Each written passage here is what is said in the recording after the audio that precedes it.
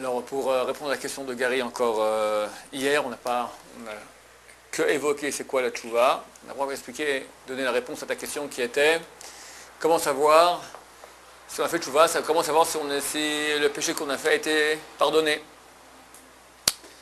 Normalement il est pardonné parce que Dieu a dit, il suffit de faire ce que j'ai dit, c'est-à-dire tchouva, c'est-à-dire première chose, reconnaître, vidouille, reconnaître haute voix. En parenthèse, peut-être, bon, alors je ne vais pas trop mélanger. Il y a trois choses qui sont vidouille, harata, c'est-à-dire regretter, et kabbalah latid, prendre sur soi de ne plus jamais refaire cette chose-là. La parenthèse que je voulais dire quand même avant de dire ces trois choses, c'est que le vidouille, il faut savoir, c'est le mitzvah de la Torah. Ce n'est pas marqué dans la Torah le mitzvah de tchouva. Il n'y a pas de mitzvah de tchouva. Il y a des conseils de tchouva, le shavta. Dieu te conseille de faire tchouva. Il n'y a pas de mitzvah de harata, de regret. Il n'y a pas de mitzvah de prendre sur soi. Parce qu'un bon juif, il est censé vouloir faire le vrai. Tu choisiras la vie. J'ai mis dans toi la vie et la mort. Choisis la vie. Donc Dieu me dit choisir la vie. Je ne sais pas si c'est une mitzvah des 613 mitzvot, choisir la vie. C'est une loi générale. Comme choisir la vie, comme la tchouva, comme faire le bien. Il n'y a pas de mitzvah, tu feras le bien. Le bien, c'est quoi? C'est Shabbat, Kasher, bien se comporter avec son prochain. Il y a le conseil général que Dieu me dit, fais tchouva, sois bien. Et dans le détail, c'est les 613 lois. Donc il n'y a pas de mitzvah spécial de faire tchouva. Il y a tout simplement, tu es dans ce monde pour faire un job, ne rate pas. La mitzvah assez de la Torah, elle est vidouille. Ça, c'est marqué. Vidvadou et chatatam. Et ils feront le vidouille, donc j'aime pas ce mot, la confession, d'accord? Ils diront à haute voix le péché qu'ils ont fait. Chatatam, les péchés qu'ils ont fait. Donc, c'est une mitzvah de la Torah. Pourquoi c'est important de le savoir? Parce qu'on a une loi dans Shulchan Aruch, c'est marqué dans le chapitre 61 du Shulchan Aruch. Mitzvot tzrichot kavana. Les mitzvot doivent avoir une intention. Si je fais une mitzvah, on a 248 mitzvot positives. Si je fais la mitzvah parce que j'ai un besoin tout à fait indépendant de la mitzvah, du genre. Maintenant c'est Sukkot, moi je suis à la maison et j'ai chaud. Et j'ai dans mon jardin une pergola avec un toit qui correspond tout à fait au niveau de la loi à une soukha. Mais je vais dehors maintenant parce que j'aime bien être à l'ombre. Je ne pense pas à faire la mitzvah de soukha, je ne sais même pas si c'est Sukkot, d'accord? Peut-être même je sais, mais je sors maintenant parce que je vais être à l'ombre. J'arrive à la Maba, on m'a dit, et Sukkot, mon vieux, tu as fait la mitzvah de soukha? Mais oui, là, regardez ma vidéo de ma vie. Là, justement, j'avais très chaud chez moi, je suis allé, j'ai dormi dans la soukha toute la nuit. La pergola. On dit non, vieux, ça vaut absolument rien. Pourquoi? Mitzvot, tzrichot kavana. Les mitzvot ont besoin d'une intention. Il faut qu'on ait l'intention de faire une mitzvah. Quelqu'un vient le soir de Pessah, une mitzvah de manger la matzah le soir de Pessah. Et il a faim. Il y a des petits biscuits là. Ah bon, allez, il prend, il mange. D'accord? S'il ne pense pas faire la mitzvah de matzah de Pessah, il n'a rien fait, il a mangé. Quelqu'un, il va au concert le jour de Rosh Hashanah, et là, bon, on joue de la trompe, un concert gaulois, d'accord? Et quelqu'un a fait tu, et il a écouté le chauffard. Alors, mitzvot tzrichot kavana, il n'est pas rendu quitte de la mitzvah. Il n'est pas rendu quitte de la mitzvah parce qu'il faut qu'il y ait l'intention de faire une mitzvah. Si maintenant quelqu'un va et il dit à Dieu, voilà, j'ai péché. Chatati, aviti, pashati. Mais il ne pense pas qu'il fait la mitzvah maintenant de faire le vidouille, il passe à côté. Alors il y en a qui disent que, écoute, c'est différent que le cas d'aller à l'ombre de la soukha ou de manger la matzah le soir de Pessah. Parce que personne ne va dire maintenant à Dieu, Chatati, aviti, pashati, j'ai péché, il ne pense pas faire une mitzvah. Peut-être qu'il ne pense pas exactement, je fais une mitzvah à l'instant de la Torah, de Ivadou et Chatatam, il pense les mots qui sont marqués dans la Torah. Ça c'est le must, d'accord? Il pense peut-être pas tout ça, mais il pense faire une mitzvah. Il n'est pas à la plage maintenant. Il se met droit devant Dieu et il dit, Chatati, j'ai péché, j'ai fait ci, etc. Mais là qui disent, non, c'est insuffisant. Il faut quand même qu'ils pensent que c'est une mitzvah de la Torah. Donc c'est bien. Le jour spécial de la tchouva, c'est le jour de Yom Kippour. On fait là-bas plusieurs longs vidouim. C'est bien, quand on fait le vidouille, de penser qu'on fait la mitzvah de la Torah de vidouille dvarim, qu'on appelle cela. Vidouille, confession de parole. non seulement le jour de Kippour, mais tous les soirs avant de dormir, on doit, avant d'aller dormir, de faire un vidouille. C'est bien qu'on va voir que quelqu'un qui, toute sa vie, fait les 400 coups, et fait tchouva le jour de sa mort, c'est valable. Mais c'est facile de se dire ça. Je vais faire maintenant toutes les bêtises, et juste avant la mort, je dirais, je regrette. Non seulement c'est facile, mais Chazal conseille. Ils te disent, amuse-toi toute ta vie, et fais tchouva le jour de ta mort. C'est bien, tu gagnes 2 mondes, pourquoi pas. Moi, je toujours voulu savoir quel goût ça avait la côtelette de porc fumée, les langoustes, le Club Med. On va s'amuser un peu, voilà. Et on fera tchouva le jour de la mort. Et là, je gagne ici et là. On gagne tout ça. Mais comme vous dites très bien vous-même, Chazal dit, vu que tu ne sais pas quand tu vas mourir, fais tchouva tous les jours de ta vie. Kol yamecha yu begadecha levanim, que tous tes jours, tes habits soient blancs. L'habit, c'est ton âme. D'accord? Tu remontes là-haut, un jour tu enlèves ton habit de chair et tu mets un habit de lumière. Donc, quand tu as fait des péchés, on a parlé de cela hier, que chaque organe que nous avons, il y a un organe spirituel. Ça, c'est notre corps.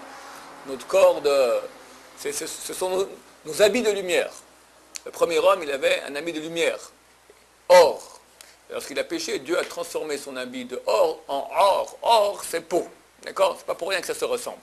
Parce que c'est le nouvel habit que nous avons aujourd'hui. Voilà. Par rapport à la kavana, si on fait une prière sans kavana, ça veut dire qu'on n'a pas fait la mitzvah. Alors la mitzvah, ce qui maintenant Shulchan Aruch, que les mitzvot sechot kavana, les mitzvot ont besoin d'une intention, c'est uniquement ce qui concerne les mitzvot de la Torah. Et quand on fait une prière sur... Alors par exemple, Shema Israël, tu verras que chez tous les gens qui sont les pros, d'accord, dans les yeshivot, ici dans les synagogues du monde orthodoxe, un peu moins en France, ça dépend où, tu verras qu'en par exemple à Shachrit et à Arvit, il y a une mitzvah tassée de la Torah, positive de la Torah, de faire Kirat Shema, de dire Kirat Shema, Shema Israël, le soir et le matin. Alors on fait la bracha juste avant, Baruch Ata Hashem, Baruch Ata Hashem, Abuchel Amo Israël Be'ahava. Il y a un silence. Shema Israël, pourquoi ce silence? Les gens s'arrêtent, ils pensent maintenant je fais la mitzvah tassée de Horaïta, de Kirat Shema de Shachrit. Shema Israël, et pas comme beaucoup de gens, Baruch Ata Hashem, Abuchel Amo Israël Be'ahava, Shema Israël, là t'as pas le temps de penser, ça va pas. Donc il y a des passages, Birkat Amazon, quand quelqu'un est rassasié, c'est de la Torah. Quand quelqu'un n'est pas rassasié, c'est seulement des Rabbanan. Kirat Shema, le matin et le soir, c'est de Horaïta, de la Torah. La prière, bonne question. La prière, il y a une mitzvah de la Torah de prier tous les jours. Mais la prière telle qu'elle est instituée aujourd'hui, la Hamida, qu'on appelle le Shemona Esrei, en fait les 19 brachot, ça c'est institué par les prophètes. Vu que les gens ne savaient pas très bien comment prier, ils ne savent pas très bien, surtout au niveau kabbalistique, ils ne connaissent pas tous les grands secrets que peut faire la prière et les actions qu'on a dans les mondes supérieurs. Les prophètes nous ont mis au point une échelle extraordinaire qui nous permet de monter très rapidement et de faire des très très grands tikkunim, des très grandes actions dans les mondes supérieurs qui amènent beaucoup de lumière sur nous et sur le monde entier. Mais ça, c'est une mitzvah des Rabbanan. Rabbanan, c'est les rabbins, c'est qui? Les prophètes, même Moshe Rabbeinu, d'accord? Moshe Rabbeinu, il a institué quelques prières. Alon Shaber, c'est une prière qui est instituée par Moshe Rabbeinu. Mais on appelle cela des Rabbanan. C'est pas marqué noir sur blanc dans la Torah. Ce qui est marqué dans la Torah, qu'il faut prier. Comment c'est marqué? Ou l'ovdo bechol levavchem. La vôtre, c'est travailler. Vous allez travailler Dieu, servir Dieu de tout votre cœur. C'est quoi un travail du cœur? Des Chazal, le travail du cœur, c'est la prière. Parce que c'est dur. Prier, il y a une concentration, il ne faut pas que la pensée s'égare, etc. Donc il y a un travail à faire. Mais de la Torah, il suffit de dire une seule fois par jour, Dieu, aide-moi. Ou Dieu, t'es le plus grand Dieu du monde, béni sois-tu. Ah, du niveau de la Torah, j'ai fait déjà la mitzvah. Des Rabbanan, faire tout ce que nous avons, plutôt que des Imra, Ishtabar, etc., etc., etc. Donc c'est juste une petite parenthèse pour dire que les mitzvot de la Torah ont besoin d'une kavana, d'une intention. Si possible une intention, je fais maintenant une mitzvah de la Torah, et pensez même l'endroit où c'est marqué, sinon pensez qu'on fait des mitzvahs. Et si on l'a prononcé sans kavana, ça veut dire qu'on a en plus prononcé le nom de Dieu en vain? Non. Non. Oh, tu peux lire, quand tu lis un... Si on fait Shema Israël, on l'a fait comme ça rapidement sans y penser. La seule fois qu'on transgresse l'interdiction de prononcer le nom de Dieu en vain, c'est où, si on fait une bracha, une bénédiction, Baruch Ata Hashem, et elle ne sert à rien. Ou si on dit le nom de Dieu pour rien, comme ça, Hashem, enfin le vrai nom, d'accord? Chaque fois qu'on dit une phrase qui a un sens, on peut dire le nom de Dieu de façon entière. On ne peut pas le répéter. Et il ne faut pas le dire en tant que chanson, il faut le dire en tant que prière. Il y a un grand problème, par exemple, il y a beaucoup de chanteurs, j'ai vu par exemple Shema Israël, Hashem Elokeinu, Hashem Echad, Echad. On ne peut pas chanter des choses comme ça. C'est interdit de dire des versets de la Torah en chanson. On peut le dire en tant que prière. On peut dire des versets en tant que prière, il n'y a aucun problème. Mais tu as une belle chanson, une belle musique, et tu mets dessus des mots, des paroles de Torah, c'est interdit. La Gemara, elle dit dans Tanit, regarde Dieu que tes enfants, ils m'ont pris comme un violon sur lequel on joue. La Torah dit, regarde ça, qu'elle porte, elle met un cilice c'est un sac de jute, d'accord, que les gens étaient en deuil, se mettaient comme ça, elle déchire ses habits, elle met un vêtement de silice, c'est-à-dire de jute, et elle pleure, regarde comme mes enfants m'ont fait comme un... C'est la Torah de Dieu, qu'est-ce que tu prends maintenant? Tu as une belle musique, c'est un type qui est à peine, il porte une kippa ici dans le coin, il a fait une belle musique, il veut des mots, hop, il met... Alors si c'est dit dans une intention de prière, ça va, c'est tout à fait non seulement licite, mais conseillé, une prière en chant, c'est très beau, des fois la chanson, elle réveille l'âme. C'est marqué que les prophètes, lorsqu'ils voulaient rentrer en état de prophétie, alors ils amenaient des gens qui jouaient de la musique, ils se mettaient en état de prophétie. La musique, c'est une chose qui est très très haute. Le Gaon de Vilna a dit, s'il n'y avait pas eu la Torah, j'aurais eu de la musique. C'est la chose la plus haute qu'il y a dans le monde après la Torah. Mais, quand tu veux chanter de musique et tu n'as pas de mots, tu mets à la place maintenant des mots de Torah, ça c'est un problème. Où est le problème? Hachem. Ouais. C'est aussi quand même des paroles de Torah. Est-ce que je peux dire dans les toilettes Shema Yisrael Hashem Elokeinu Hashem Echad? Hein? Tu vois que ça sent pas bon. Même chose pour la musique. Hein? Ouais, même chose. Change un mot. Bon, on s'est garé sur beaucoup de choses là. Donc on avait dit que pour faire une chouva normale, il faut ces trois choses-là. Gary me dit oui, mais des fois il y a des factures. C'est vrai. Tout dépend du type de péché qu'on a fait. Alors ici le Rambam, à la fin du chapitre 1, des lois relatives à la tchouva, je vais vous le dire oralement, il dit qu'il y a 4, c'est une Gemara à la fin du traité Yoma, qui nous dit qu'il y a 4 degrés de gravité des péchés. Tu as le moins grave, quand même assez grave, le moins grave, parle d'un péché que quelqu'un a transgressé, il a annulé une loi positive. Ta loi positive, ta loi négative. Positive, Krachma, s'est levé trop tard le matin. C'est une chose hélas courante chez les jeunes gens surtout. Il se lève, maintenant par exemple ici en Israël, le premier temps, il y a une marloquette entre le Magan Avraham et le Gras, c'est quand s'arrête le temps de Krachma. Est-ce qu'on compte depuis l'aube ou depuis le lever du soleil? Bref, tout le monde est d'accord qu'il faut prendre le premier temps a priori. Les Sfaradim, c'est beaucoup plus important pour eux. Seulement a posteriori, on peut compter sur le deuxième temps, celui du Gras. Le premier temps, il est à 8h36 aujourd'hui. Maximum. Donc il faut avant 8h36 être déjà levé, avoir fait Birkat Torah pour pouvoir dire Krachma. Ça c'est le premier. Maintenant, quelqu'un, c'est la grasse matinée, il se lève à 10h. Et le premier temps, il est mort, le deuxième, il est mort. Terminé. Il a transgressé, il a annulé une loi positive de la Torah. Et pas n'importe laquelle. C'est marqué que le temple n'aurait pas été détruit si Bnei Israël faisait Kirat Shema le matin et le soir. Pas n'importe quoi. D'accord? Sachez qu'on n'a pas tellement de grandes mitzvot de Horaïta, des mitzvot de Horaïta tous les jours. Il n'y en a pas énormément. Il y a Talit, Tfilin, Kirat Shema, Birkat Hamazon sur Ner Assasié, à peu près tout. Sidaka et étude de Torah. Pardon? J'entends pas? Matzah le jour de Pessah. Je te parle maintenant tous les jours, les jours normaux au quotidien. D'accord? Tu n'en as pas beaucoup. Tzitzit, s'il est de laine, pour les Ashkenazim, peu importe le matériau. Pour les Sfaradim, s'il est de laine, c'est de la Torah. S'il est une autre chose que la laine, c'est des Rabbanan. Hein? La mitzvah du tzitzit, lorsqu'elle est faite avec un habit, tzitzit c'est le fil qu'on met sur un habit. Si l'habit est fait de coton ou n'importe quel autre matériau à part la laine de mouton, c'est une mitzvah des Rabbanan. Si le talit katan, il est fait de laine de mouton, la mitzvah elle est de la Torah. Donc nous conseillons et nous demandons et nous allons dans ce sens de porter, bien qu'il fait chaud, on porte un talit katan de laine. Pour ne pas rater chaque seconde que tu portes, tu fais mitzvah de Horaïta. Mezouza, quelqu'un, il a une mezouza qui n'est pas valable, ou il y a une porte, il manque une mezouza. Chaque seconde, il transgresse, il annule le mitzvah assez de la Torah. Tfilin qui ne met pas comme il faut, ici, un peu de côté, là, comme ça, le yud qui est défait, des tas de choses. On a fait également des cours sur le tefillin, il faudrait les consulter. C'est très facile de ne pas faire la mitzvah de tefillin, très facile. D'accord? Très difficile de réussir à la faire. Même sans intention, il faut. Il n'a pas fait la mitzvah. Alors, évidemment, il y a une différence entre Dieu, nananer, je ne ferai pas Kirat Shema aujourd'hui, je ne mettrai pas les tefillin, tu vois, je les vois et je ne les mets pas.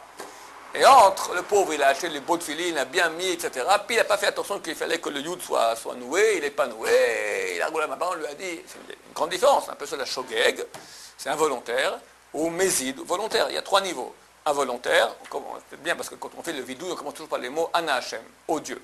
Chatati, aviti, pashati. Chatati, j'ai péché.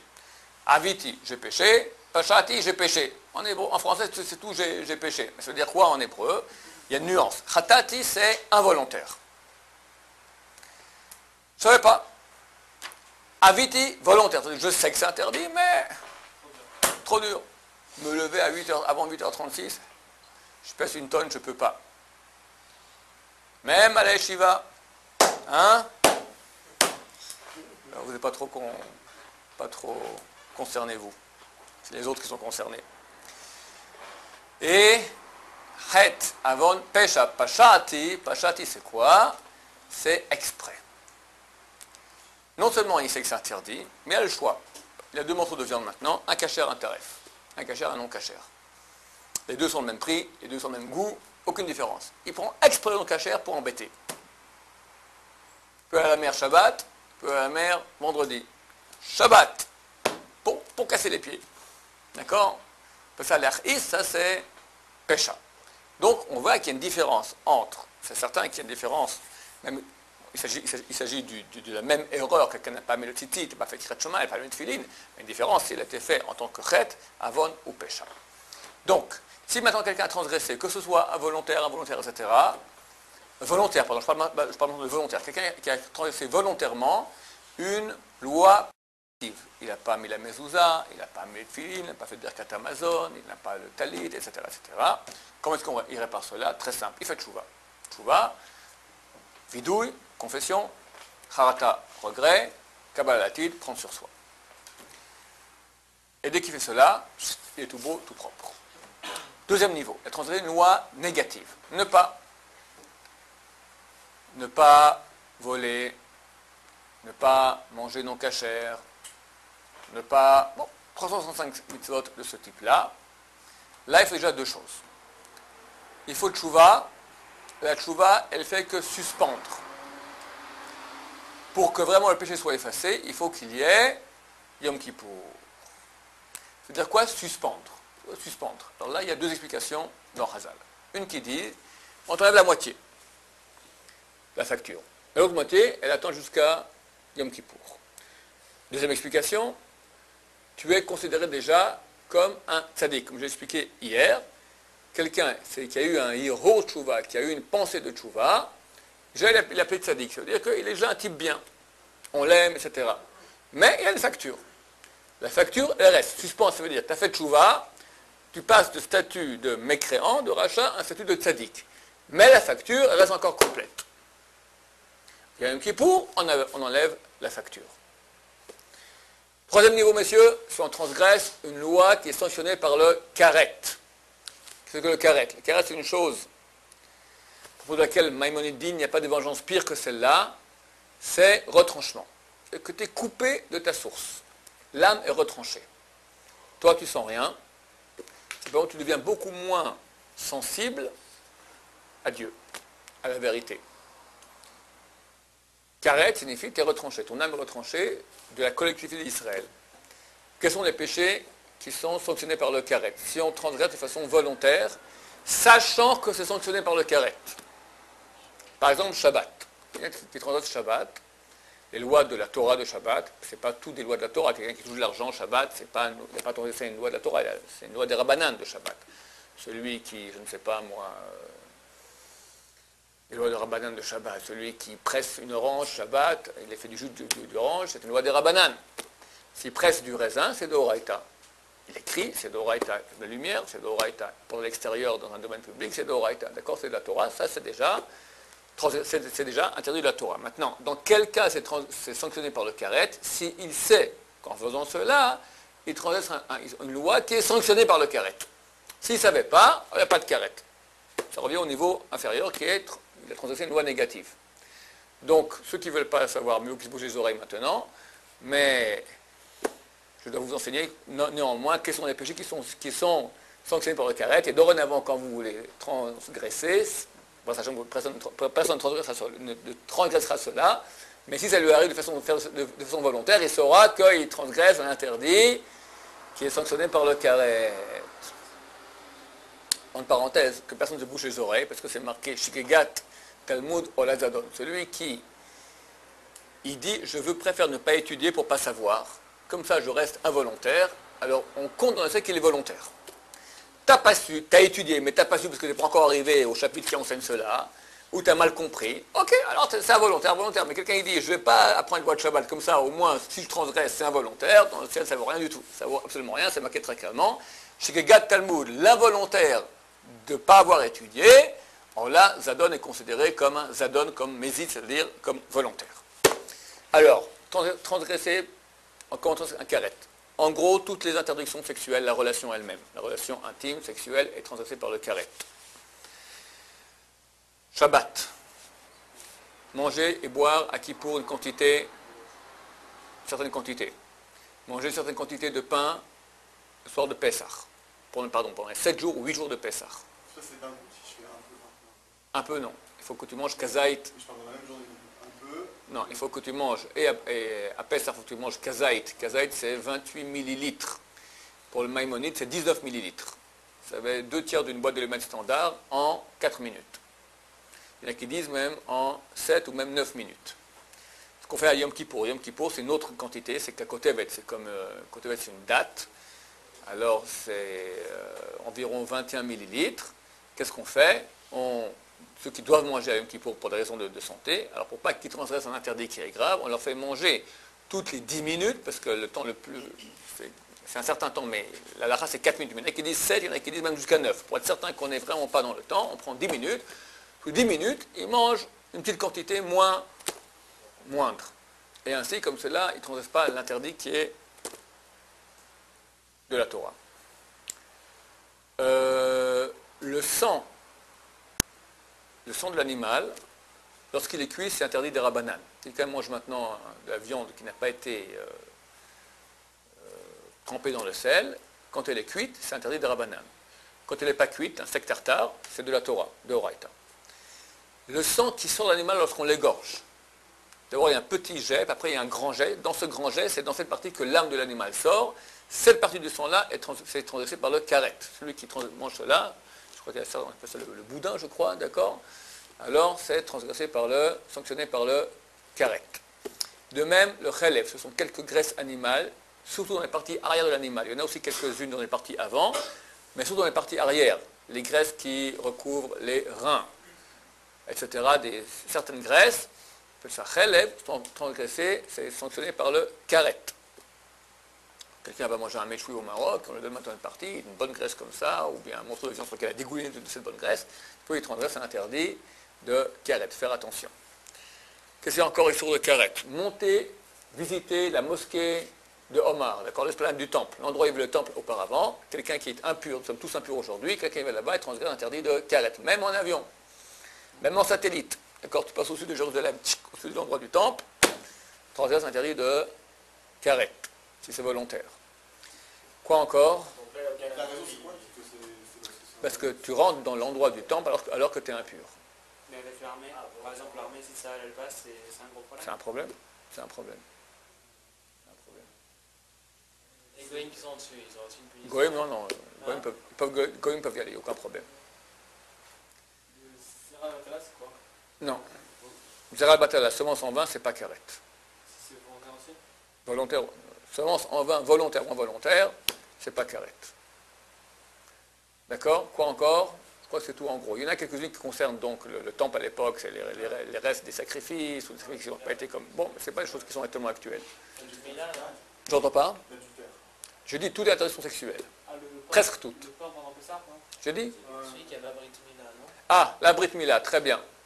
La Brit Mila, quelqu'un n'est pas circoncis, transgresse, tant qu'il ne s'est pas circoncis, transgresse l'interdit de karet. qui ont des problèmes avec Kiboud Avraham. Non, c'est pas karet. Honorer son père et sa mère, c'est très grave, très important, mais c'est pas karet. Donc carré, c'est un retranchement de l'âme. Oui. Comme ça. Oui. Une durée déterminée. Tant que c'est pas réparé. Alors, comment on répare? C'est quoi le but du carré? Pourquoi tu... Il n'y a pas de but. Comme j'expliquais hier, quand quelqu'un, prenons l'exemple physique, quelqu'un maintenant, il s'est frappé le petit doigt. Alors il y a le doigt qui est enflé, il a un bleu, il a mal, etc. Ok. Ça c'est un dommage qui a été fait. Et un deuxième dommage qui a été fait, c'est que il s'est fait écraser la main par 100 kilos, d'accord, boum, ils sont tombés. Alors là, c'est carrément paralysé à moitié et pendant 1 an de rééducation. Et puis il y a qu'on lui coupe plus rien. Karet, c'est signifie la chotte c'est couper. Alors moi j'ai coupé la main, parce que c'est même coupé beaucoup plus, d'accord? Tu es coupé de ta source de vie. Alors, tu vis, mais sans la source. Toutes les mitzvot qu'on fait pendant qu'on est carré. Ça a une valeur. Tout ce qu'on fait comme mitzvah, bien que on est en terre de karet, ça a une valeur, c'est certain. Ça n'a pas la même valeur? Ça a une valeur. Ça a une valeur. C'est marqué que quand un rachat fait des mitzvot, alors il alimente aussi le côté négatif. Parce que lui, il est branché au côté négatif, donc par les mitzvot qu'il fait, c'est l'énergie qu'il donne au côté négatif. Mais quand tu fais tchouva, il ramène tout. La mitzvah de tchouva, elle est très très haute, elle est très grande. Parce que quand tu fais tchouva, tu ramènes tout ce qui a été donné au côté négatif, tu ramènes dans le côté positif. On peut vivre en étant coupé de la source de vie. Tu vis comme un animal. Un chien, il est en carrette, il n'est pas branché avec Dieu. Dieu, il dit chien, il comprend pas de quoi tu parles, d'accord? Carrette signifie, il vit avec les fonctions basses de l'être, il y a des fonctions hautes. Il vit avec les fonctions basses. Les fonctions hautes, elles sont éteintes. Comment il va? Est-ce qu'il peut revenir? Alors comment on revient? Comment tu répare un carrette? Il peut revenir si il y a toute sensibilité. Alors, Comment il fait pour... c'est jamais complètement coupé. La question que tu poses, c'est comment peut-il revenir? Pour revenir, il faut être sensible à Dieu. Il faut que j'ai un petit éclairage de Dieu, sinon je ne peux pas revenir. Jamais un juif sera coupé totalement. Il y aura toujours un tout petit peu. Ah, mais il peut revenir de la faute. Pardon? Il peut réintégrer son... Oui, tout est réparable. Absolument tout est réparable. À 100%. Il n'y a aucune mitzvah. Non seulement c'est réparable, À 100%. la tchouva, quand elle est faite par crainte, elle répare à 100%. Quand elle est faite par amour, elle change le péché en mérite. Donc tu es beaucoup plus haut après qu'avant. C'est vrai que c'est dur. C'est pas si facile de faire tchouva. Alors, laissez-moi juste terminer. Comment est-ce qu'on répare le karet? Il faut 3 choses. La tchouva qui pour suspendre. C'est quoi suspendre? 2 explications. Dans ce cas-là, ça enlèvera un tiers chaque fois. Ou deuxième explication, c'est tu as un statut de tzaddik maintenant, mais tu as encore une facture. Et troisième chose, c'est à choix. Ou bien souffrance, ou bien étude de Torah. Étude de Torah, elle peut réparer, être un palliatif à la place des souffrances. C'est quoi souffrance? Tout dépend de ton jugement. Ça peut être peu de souffrance ou beaucoup de souffrance. Ça, c'est Dieu qui juge et nous, on ne sait pas. Ça peut être, la Gemara, elle dit dans Arachin, quelqu'un, il a mis sa main dans la poche pour prendre 3 pièces, il n'y a que 2 pièces qui sortent. Il doit remettre sa main une deuxième fois pour prendre la 3e pièce. C'est casse-pied. Ah, zut. Ça l'embête. Souffrance. Il a mis la manche à l'envers. Ah, zut, il faut enlever de nouveau et remettre. C'est aussi une souffrance. Ou bien une chimiothérapie. Contrôle fiscal. Scud dans ta maison. D'accord? Il peut y avoir beaucoup de choses qui sont appelées souffrances. L'éventail est très grand et Dieu jugera qui, quoi, donc, comment et où. C'est pour ça que nous conseillons l'étude de Torah. L'étude de Torah, elle répare. Et plus elle est faite avec amour, avec joie, avec transpiration, alors plus elle répare. Il n'y a pas de chose plus haute. Il n'y a pas de chose plus haute dans la réalité que l'étude de la Torah. Il n'y a pas de chose plus haute que la Torah et quelque chose de mitzvah plus grande que l'étude de Torah. Elle répare tout. Tout. Mais c'est vrai qu'il faut tchouva aussi avec. Tchouva. On peut jamais savoir où est-ce qu'on est... Alors pour répondre à ta question, je vais y arriver parce que le cours doit terminer. Il y a un 4e degré qu'on traitera demain, ça s'appelle le Chilul Hashem. Je n'ai pas le temps d'en parler maintenant. C'est profanation du nom de Dieu. Ça, les 3 choses, c'est-à-dire tchouva, Yom Kippour, souffrance, étude de Torah, suspendre, que la mort peut complètement effacer. Chilul Hashem, profanation du nom de Dieu. Par exemple, à la yeshiva, ce n'est pas se lever à la prière, se lever à 10 heures. Les gens disent, regardez, c'est dans une yeshiva, c'est scandaleux qu'on se lève aussi tard. C'est Chilul Hashem. Messieurs. Comment est-ce qu'on sait que notre tchouva, elle est complète? Alors, j'ai commencé à dire, si on a fait ce qu'il fallait faire, c'est fait. Mais maintenant, peut-être, j'ai des souffrances, j'ai une facture, et je n'ai pas encore réparé. Combien de souffrances? J'ai déjà eu une chimiothérapie, le contrôle fiscal, le scud. Est-ce que j'ai réparé? On ne sait pas, hein, on ne sait pas. Ou j'ai mis la main dans la poche, j'avais 2, 3, ah bah la souffrance, c'est terminé, on ne sait pas. Le moyen de savoir, nous dit Maïmonide, la chose suivante. Ezo tchouva gmoura, c'est quoi la tchouva qui est parfaite? Celui qui arrive dans la même situation dans laquelle il a fait le péché. Et il a la possibilité de faire le péché qu'il a fait, il n'a pas fait. À cause de la tchouva. Pas par crainte, pas par faiblesse. Comment? Et le rabbin me donne un exemple. Voici qu'il a une relation avec une femme de façon interdite. Et après quoi, il se retrouve être dans la même chambre avec elle, la chambre d'hôtel, la chambre qui est fermée à clé. On n'a pas le droit d'être dans une chambre fermée avec une femme, mais c'est lui arrivé. Du coup, la serrure s'est fermée, clac, il est avec elle. Dans la même chambre, dans le même endroit, dans le même pays. Alors même dit dans le même pays. Les commentateurs disent pourquoi? Parce que le même contexte vient et te dit, ça rappelle un bon goût de la dernière fois. Et le Yetzirah te pousse à aller faire le péché. Et tout à coup, tu as une pulsion énorme de refaire, et tu la freines. Pourquoi? Elle te dit, comme. Non. Pourquoi pas? C'est impossible. Je fais tchouva. C'est dur, c'est ça dans la phrase avec laquelle- C'est dur, hein? Moi, je pense que c'est impossible. Si on se remet dans la même situation, je pense que c'est impossible. Moi, je pense que c'est possible. Bon, comprenez, quand on a fait un péché, alors quelque part, le Yetzirah nous a attrapés. Et il nous tient. Et la pulsion qui nous pousse, elle est extrêmement puissante. C'est très dur de s'en sortir. Quand tu n'as jamais donné encore, alors le Yetzirah, il est extérieur. Quand tu as donné, il est intérieur. Il est beaucoup plus dur. Quand tu te retiens, tu l'as rendu de nouveau extérieur. Et là, tu as réparé. Tu es au même endroit, au même niveau antécédent, avant le premier péché. Que nous allons faire tchouva, bah,